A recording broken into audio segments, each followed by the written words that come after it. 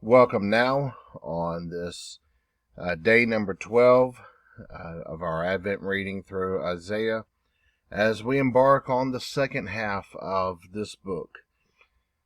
We will maybe not immediately know that there's a little different personality happening, but we will know through the course of today's reading that there are some different elements that are contained, some different literary styles. And so it's Saturday. I'll keep the video a little shorter, perhaps. So, here in verse number 2, the Lord is angry at all the nations, and furious with their armies. Well, there's no news there.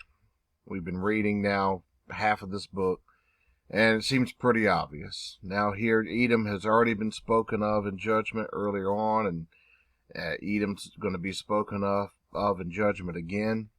And I think what's happening here as the Babylonian army is marching, they are, one community after another, one group of people after another are suffering demise. And so it's kind of watching the dominoes fall, as it were, and these are Isaiah's prophetic reflections during this time. If I was to liken it to something within our modern history, it might be, still a stretch, but something for our imaginations to anchor to. If we remember documentaries from World War II, and therein Nazi Germany invades Poland and what's formerly known as in the areas of Czechoslovakia, I should say. They go some of these other nations eastward, and they end up turning westward and marching through France, and it's something akin to that, perhaps. This empire is taking out one nation state at a time, and so Edom falls victim to all of this. All right, let's see. Chapter number 35. Now this is a great grief passage. Now, what's happening emotionally, psychology for these people, as all of these various communities and what we would call nation states are failing. It's traumatic. They're waiting for the worst to happen, and yet here, once more, with the judgment passages, is this hope. Let the wilderness and desert be happy. Let the valley rejoice and the lily bloom and shout with delight. And this is one of the richest passages in all of Scripture. This 35th chapter. I wonder if it would make a great grief passage for a funeral. Tell those who panic, be strong, do not fear. Look, your God comes to avenge. With divine retribution, he comes to deliver you. And here we have this part. The blind eyes will open. The deaf ears will hear. We've read this before, that the oracle of woe, of judgment, was that the people would not see, the people would not hear, but now eyes are starting to be opened.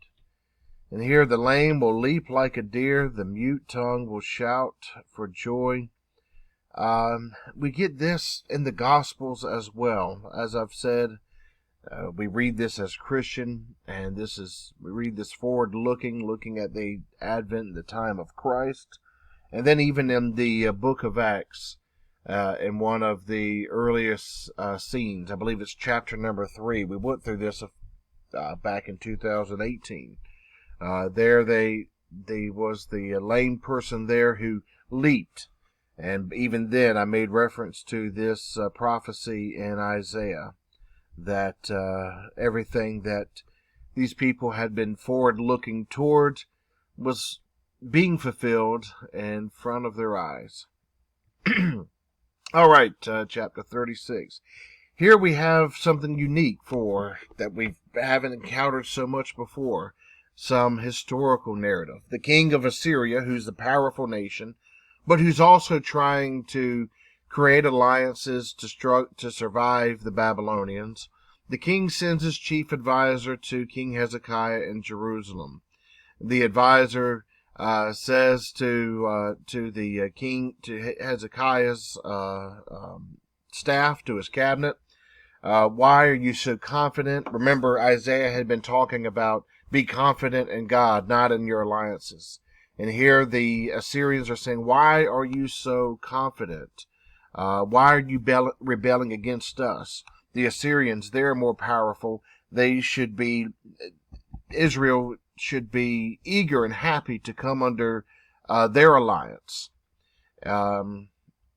The Assyrians speculate that they must be trusting in Egypt, but yet Egypt's going to let you down, they say. And of course, remember, we've just read this, I believe it was yesterday, that God says don't trust in an alliance with Egypt.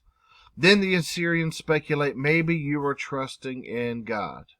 Well, if you trust in us, we're going to make a deal with you, and we're going to give you 2,000 horses, and you'll have to provide the riders. And the Assyrians are continuing on, telling the cabinet of King Hezekiah, don't let him mislead you. You cannot trust him. You cannot trust your God.